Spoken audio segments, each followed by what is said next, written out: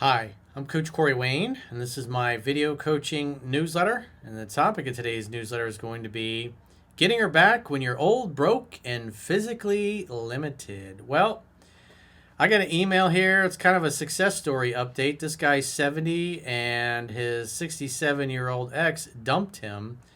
That previous email was in our members only. So if you're a paying premium member, you can check out that first email and the video newsletter. And he was making a bunch of mistakes. I'm sure I probably roasted him in the email a little bit. And so he started implementing what I teach, read the book a bunch of times, and because he really liked this girl. And so he also goes into deeper detail on what the status is of their relationship. And so I know, I kind of take this for granted because I've always, for the most part, done well. But I know some of you guys are on a budget, and like this guy, both of them are retired. They're on Social Security, so they're like fixed income, and they don't have a lot of discretionary income or money. And on top of that, it sounds like both of them I guess they don't exercise, and the body slapping part of having sex, they're just not able to do that, and they do other things, as you'll see here. But they're hanging out, having fun, and hooking up once again. So he says, "Hi, Coach. Thank you for doing the newsletter on my email. I happily paid the $9.99 to join your members-only area to watch it. I want to explain some things. Oh, and if you haven't already signed up for our premium exclusive members-only content in the video description of this video, you can join on YouTube or Spotify or our website, understandingrelationships.com. And with our website, you can do a 7-day free trial to check out what content you get for your money. So just go to understandingrelationships.com, click the plans tab, sign up for a free trial, and if you choose an annual plan, you can get a 25% discount at the end of the 7-day free trial." So he says, "I want to explain some things. Please read this. Number one, I spent a lot of time training my email question down to under 500 words, which forced me to not include lots of details. Number two, I did read 3% Man online first, and then I purchased a paperback from Amazon, and I am now in the middle of my 9th read, and when I sent my email to you, I was on my 5th read back then." So he's read it 4 more times, which is great. So good job, dude. You're taking this seriously. You're being a serious student. The old adage about you can't teach an old dog new tricks, that's not really true, at least in your case. So good on you for doing that. I also watched the 7 Principles to Get an Ex Back video several times that you mentioned. So number 3, she and I are both retired and living on Social Security income, which is tough for both of us. I'm 70 years old and she is 67 years old. Number 4, I don't cook and she doesn't either. I do have cereal bowls and a few forks and spoons for breakfast and 2 plates for food delivery, but nothing but a microwave to heat things. So he's clearly living a modest living. I guess he doesn't have a refrigerator, maybe? Doesn't have any way to cook things. You could get a little stove, one of those little portable stoves or something, a little electric one you could plug in. But, the whole idea with making dinner together is it facilitates physical interaction and touching, which can lead to seduction. But, as you'll see, both of them have physical limitations, shall we say.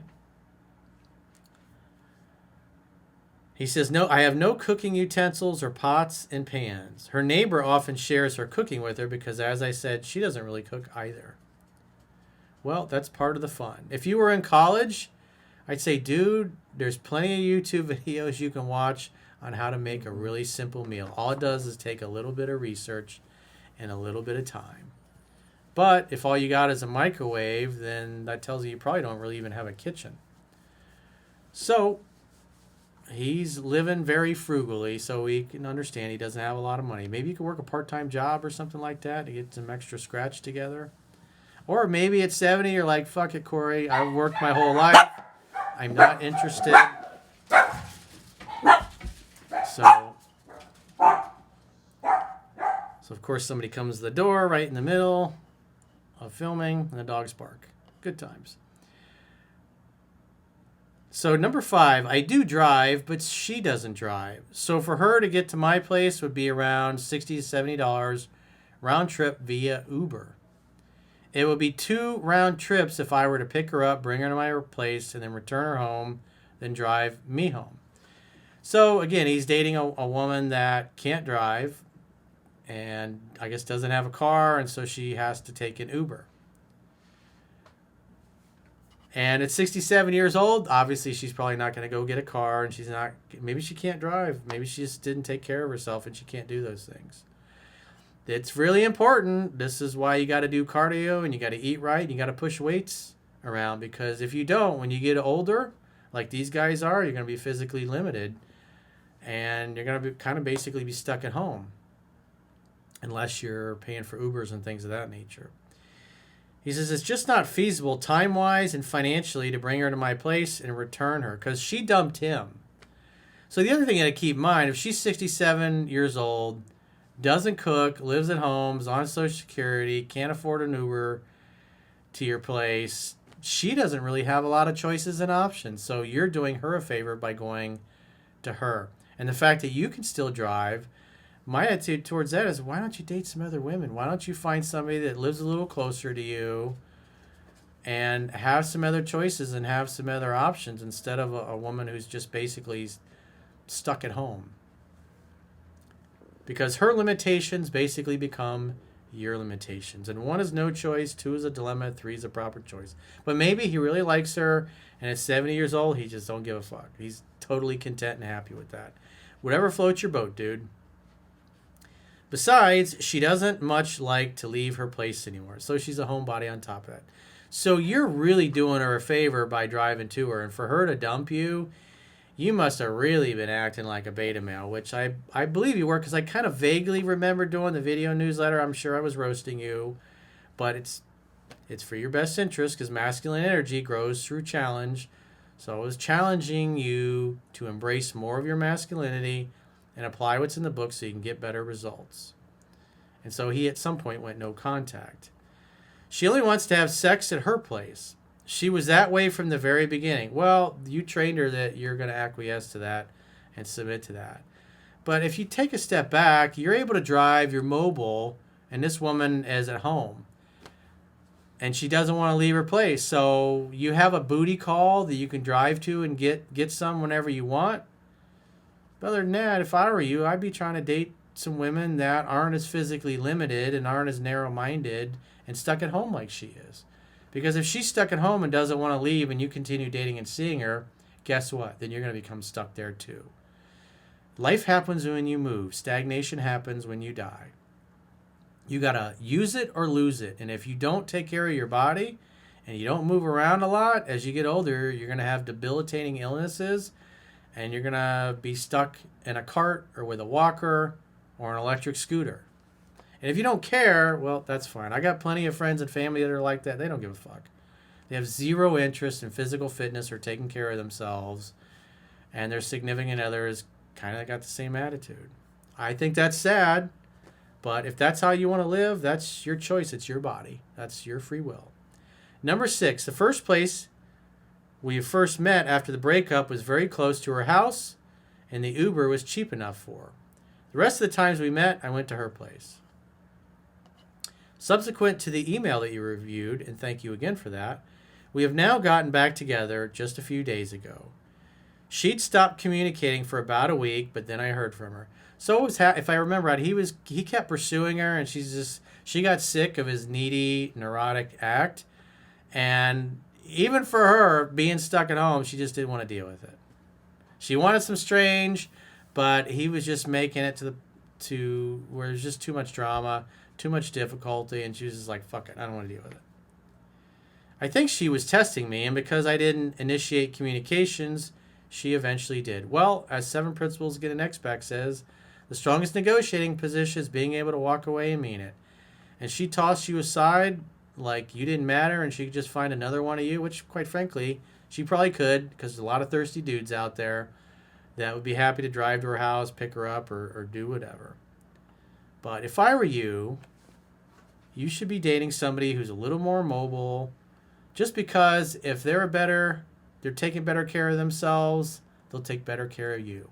A woman who physically neglects herself, eventually she will neglect you as well. That's important, especially at your age.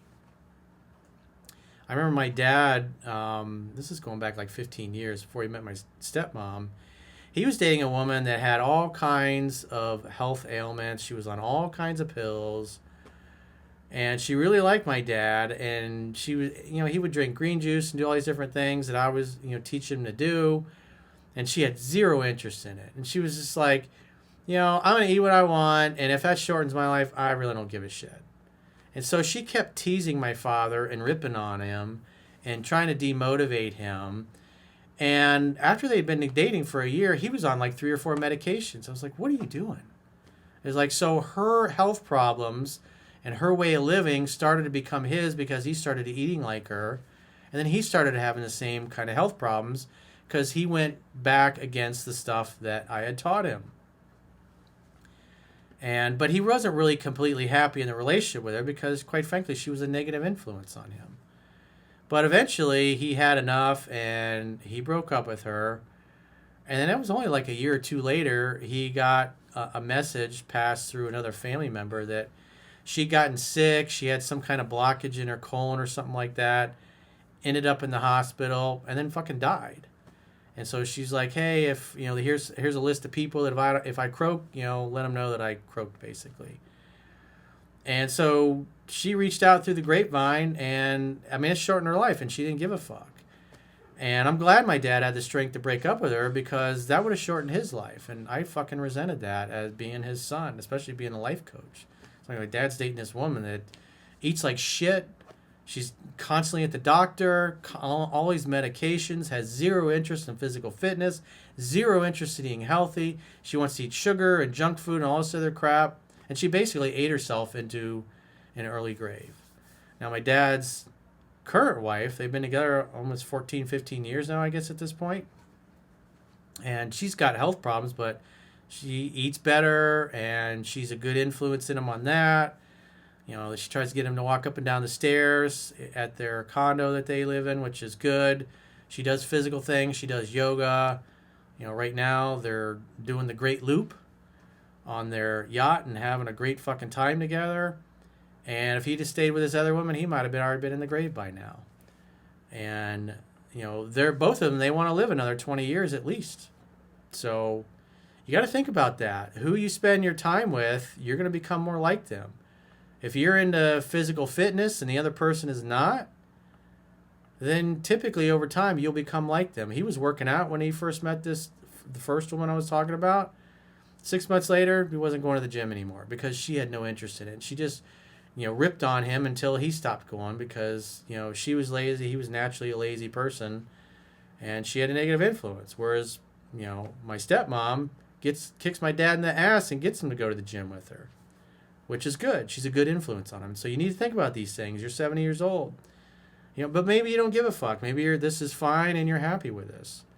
But if she's got debilitating illnesses and never wants to leave her house and she's kind of a recluse, well, you're going to become like that the more and the longer you stay with her. We have had sex again for the first time since breaking up. Not that it's important, but we only do the 69 because of energy and positions required for regular sex. So you just don't have the physical fitness and stamina and aren't physically able to engage in sex anymore. That sucks. Everybody in my family that is, quite frankly, my dad is, 76 now? My uncle, his brother, is almost 80. And they get it on physically all the time. Even though they're both overweight, they don't care. They're physically active. They're always moving around. They got lots of friends. They go on trips. They go to Ireland. They have friends that also have a yacht. And they rent yachts, like in Ireland or whatever. They go on these long trips. It's like they're very active, and it's important. You got to move around. Otherwise, you don't use it, you're going to lose it. You don't use your physical body to move around, then your physical body is going to respond accordingly and not be able to move you around very easily anymore. So you got to take that in mind. He says 69 works great because she comes, I come, and we don't have to expend much energy. Well, it's the lazy man's way to sex and happy finishes. So if that works for you, God bless you, dude. I'm just happy that you got to get the girl back because When we last spoke, she was done with your ass. And now she's ready for the cunnilingus.